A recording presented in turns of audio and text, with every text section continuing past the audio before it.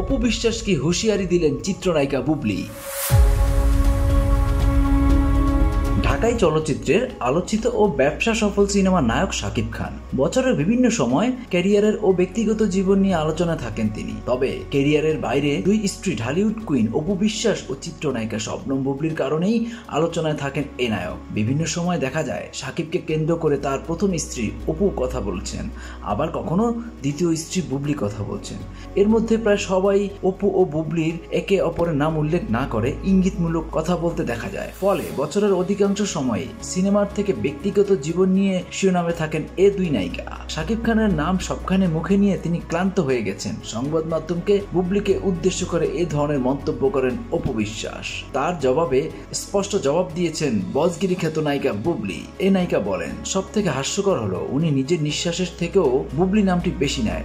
সব জায়গায় শুধু বুবলি বুবলি। ভাইরাল হওয়ার জন্য তিনি এমন কিছু নেই যা করছেন না। তিনি বুবলি নাম নিতে নিতে মানসিক রোগী হয়ে গেছেন।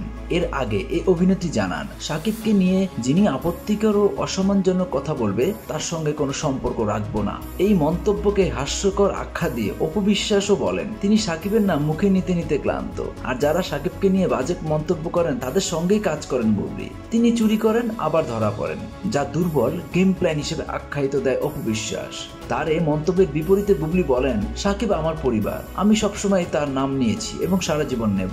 পরিবারের সদস্যদের নাম নিতে কেউ কখনো ক্লান্ত হয় না, তবে যাদের স্বার্থ থাকে তারা ক্লান্ত হন। আর যে মহিলা এসব বলছেন সে কে, যিনি ছাগলের 3 নম্বর বাচ্চার মতো সবসময় আমার মাঝখানে তিরিং বিরিং করেন, সারাক্ষণ নিজের মতো বানানো মিথ্যা রচনা বলেন। তিনি অপু বিশ্বাসকে আরো বলেন, এখন তার ক্যারিয়ারের আলোচনায় থাকার একমাত্র বিষয় হলো আমি ও আমার ছেলে। এমনকি জাতীয় টেলিভিশন পর্দায়ও কি সব উদাহরণ দিচ্ছে যার কোনো অর্থই নেই। কি সব নোংরা আপত্তিকর শব্দ ব্যবহার করছে যা খুবই লজ্জাজনক। তার মুখে সবসময় দুর্গন্ধজনক শব্দগুলো থাকে, কারণ তার ভেতরটাও এরকম। এছাড়া অপু বিশ্বাস কিছুদিন আগে দাবি করেছেন শাকিব খানের শত্রুদের সঙ্গে নাকি বুবলির ওঠা বসা বেশি। এ ব্যাপারে বুবলি বলেন, 2008 সালে শাকিব অসুস্থ হলে সঙ্গে সঙ্গে দৌড়ে গিয়ে অন্য জায়গায় সিনেমা সাইন করেছিলেন তিনি। আবার যে নায়কের সঙ্গে সিনেমা সাইন করেন তার মৃত্যুর পরই জানাজা শেষ হতে না হতেই পরিচালকদের অন্য নায়ক খুঁজতে বলায় 5-6টি সিনেমা থেকে বাদ দেওয়া হয়েছিল এই মহিলাকে।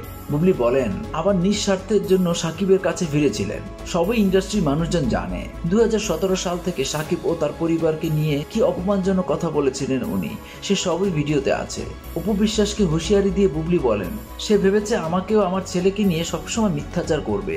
আমিও বরাবরের মতো চুপ থাকবো, কখনোই না। কেননা আমার কখনোই তাকে নিয়ে কথা বলার রুচি হয় না। তবে যখন দেখছি যে সে তার নিজের স্বার্থসিদ্ধির জন্য আদা জল খেয়ে সে যায় ও তার বাবার থেকে আলাদা করার জন্য নেমেছে, আমি চুপ থাকবো কেন?